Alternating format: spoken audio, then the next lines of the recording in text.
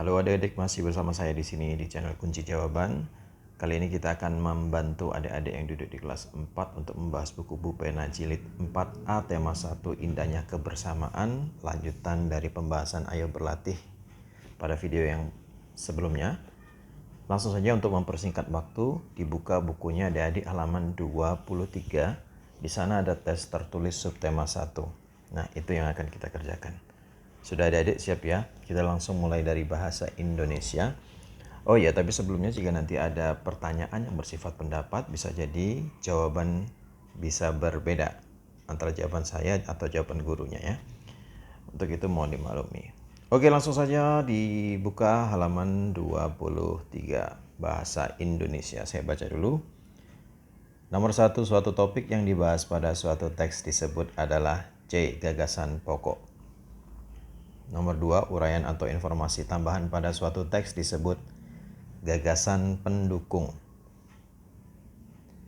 Nomor 3, perbedaan gagasan pokok dan gagasan pendukung adalah, jawabannya ini adik-adik. Gagasan pokok merupakan inti dari paragraf, sedangkan gagasan pendukung adalah penjabaran dari gagasan pokok. Nomor 4, tuliskan 3 cara untuk menentukan gagasan pokok suatu teks. Ini ada juga di buku ya adik-adik, di buku Bu Pena. Yaitu yang A, bacalah teks dengan saksama. Yang kedua, cermati kalimat pertama hingga kalimat terakhir pada setiap paragraf. Dan yang ketiga adalah temukan kalimat utama dan kalimat penjelas dalam suatu paragraf. Silakan adik-adik stop, kemudian disalin jika saya membacanya terlalu cepat. Kita menuju ke nomor 5. Buatlah sebuah paragraf tentang keragaman budaya. Seperti ini bisa jadi berbeda adik-adik. Saya sudah coba bikinkan sebuah paragraf untuk adik-adik. Siapa tahu berkenan, silakan disalin kalau berkenan. Yaitu pada hari Minggu saya dan ayah menyaksikan Festival Keragaman Budaya Bangsa Indonesia. Peserta festival mengenakan pakaian adat dan dari berbagai daerah. Ada juga pertunjukan kesenian dari berbagai daerah di Indonesia. Kami sangat bangga dengan keragaman budaya Indonesia. Jika kurang panjang silakan ada ditambahkan sendiri, oke? Sekarang menuju ke IPS. Nomor 1. Rencong merupakan senjata tradisional yang berasal dari, jawabnya A. Aceh. 2 contoh alat musik tradisional dari Jawa Tengah. Banyak ya adik-adik, ini jawabannya ada gendang, bonang, gong, dan lain-lain. Kemudian nomor 3. Joglo adalah rumah adat dari Jawa. Ini juga ada di buku adik-adik. Informasinya cuma begitu aja, Jawa gitu. Nomor 4, budaya suku Jawa yang dikenal hingga ke luar negeri adalah, ini saya cari dari internet karena di buku tidak ada. Jawabnya adalah wayang kulit, keris, batik, kebaya, dan gamelan. Nomor 5. Tuliskan 2 contoh suku beserta ciri khas yang dimilikinya. Ini ada di buku adik-adik. Nah, ini ada 3 sebenarnya di buku, saya tulis 2 aja adik-adik ya, karena di sini dimintanya 2. Nomor 1, suku Jawa memiliki upacara adat khas yaitu sekaten. Dan yang kedua adalah suku Betawi memiliki pertunjukan khas yaitu ondel-ondel. Sekarang kita ke muatan IPA. Nomor 1, bunyi dapat dihasilkan dari alat musik di samping dengan cara ini. Caranya adalah B, meniup dan menekan tutsnya. Kemudian nomor 2. Ini namanya pianika ya. Nomor 2, gendang berbunyi karena pukulan pemain menggetarkan, jawabnya kulit gendang. Kulit gendang, saya ulangi ya. Nomor 3, saat menyelam di kolam renang kita dapat mendengar suara teman yang berada di atas. Hal ini membuktikan bahwa gelombang bunyi dapat merambat melalui benda cair, jawabnya. Saya ulangi, jawabnya adalah cair. Nomor 4, mengapa kita tidak dapat mendengar bunyi di ruang hampa? Ini ada juga jawabannya di buku Bu Pena adik-adik. Jawabannya adalah karena ruang hampa tidak memiliki media yang dapat merambatkan bunyi. Silakan stop dan disalin jika terlalu cepat. Sekarang kita menuju ke nomor 5. Tuliskan cara alat musik berikut menghasilkan bunyi beserta sumber bunyinya. Ada harmonika, sasando, gambang, dan kecapi. Ini harusnya A, B, ini C, dan ini D ya adik-adik ya. Oke, ini sudah saya rangkum di sini jawabannya. Harmonika caranya adalah ditiup, sumber bunyinya adalah tiupan udara yang keluar dari lubang-lubang harmonika.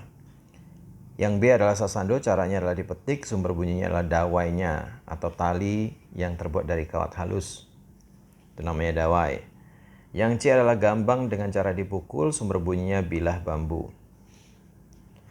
Yang D adalah kecapi, cara memainkannya dipetik, sumber bunyinya adalah dari dawainya. Kemudian kita menuju ke matematika nomor 1, bangun berikut yang tidak termasuk bangun segi banyak. Berarti yang jawabnya yang B, lingkaran.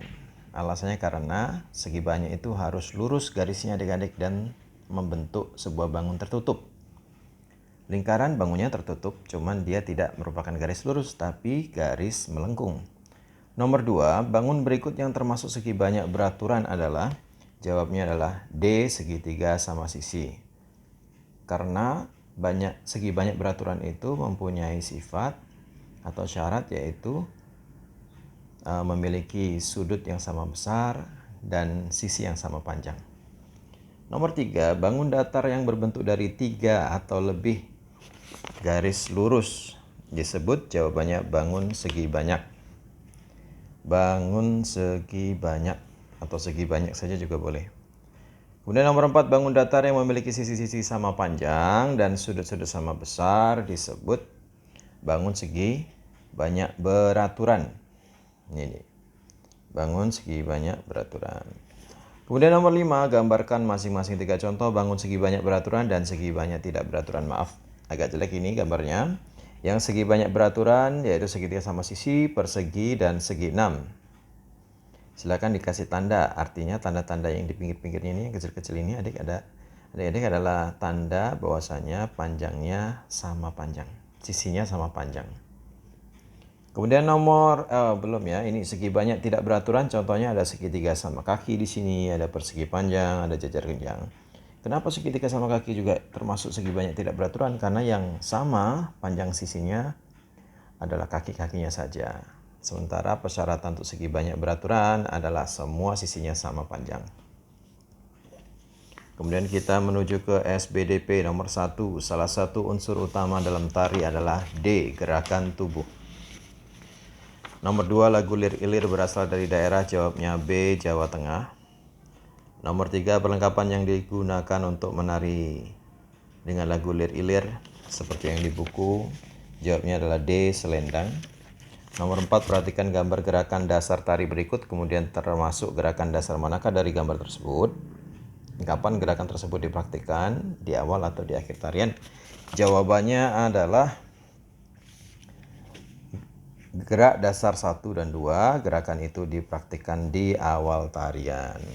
Kemudian nomor 5, tuliskan 3 contoh tarian daerah di Indonesia yang kamu ketahui. Banyak sekali adik-adik. Yang 3 contohnya adalah tari saman dari Aceh, tari kecak dari Bali, dan tari tortor dari Sumatera Utara. Menuju ke PKN nomor 1, contoh kegiatan kerjasama di lingkungan adalah A, kerja bakti. Kemudian contoh bentuk kerjasama dalam festival budaya adalah ada di bukunya ya adik-adik ya, saya sudah tuliskan di sini. Jawabnya adalah masyarakat dari berbagai suku bekerja sama menampilkan kebudayaan yang dimilikinya. Oke, silakan di stop dan disalin. Nomor 3, contoh sikap yang dapat menjaga persatuan dan kesatuan bangsa adalah, ini juga ada di buku adik-adik. Jawabnya adalah menghormati teman yang sedang beribadah, tidak membeda-bedakan teman, menghormati keragaman budaya lain. Sekarang nomor 4, merancang kegiatan berguna untuk, ini juga ada jawabannya, ini adik-adik. Sudah saya garis nih. Merancang kegiatan berguna untuk agar kegiatan, ya itu ya jawabannya ya. Ini sudah saya salin di sini agar kegiatan yang dilakukan memiliki tujuan yang jelas dan dapat dipertanggungjawabkan. Oke, nomor 5 sekarang. Tuliskan langkah-langkah merancang sebuah kegiatan untuk memperingati Hari Sumpah Pemuda. Ini jawabannya akan bervariasi dan mungkin berbeda-beda. Dan saya sudah mencoba untuk merangkumnya dari jawaban-jawaban di internet yang sudah saya baca. Menurut saya adalah ini rangkaiannya. Yang pertama adalah membentuk kelompok yang beranggotakan 4-5 orang. Kemudian menentukan kegiatan yang akan ditampilkan seperti membaca puisi, drama pendek, bernyanyi bertema pahlawan karena judulnya adalah memperingati Hari Sumpah Pemuda. Kemudian membagi dan menentukan tugas kegiatan yang akan ditampilkan. Kemudian mengadakan latihan, kemudian menampilkan kegiatan pada acara pada hari Sumpah Pemuda. Kemudian yang terakhir adalah mengevaluasi kegiatan, apa yang kurang dan apa yang baik yang harus dipertahankan. Oke, sampai di situ aja kita belajarnya adik-adik. Semoga bermanfaat. Jangan lupa untuk diulang-ulang lagi pelajarannya. Kemudian jangan lupa untuk di subscribe. Bagi yang subscribe, yang sudah subscribe, terima kasih banyak. Bagi yang belum, mohon di subscribe. Kemudian di like dan komen. Nggak harus kalian ya.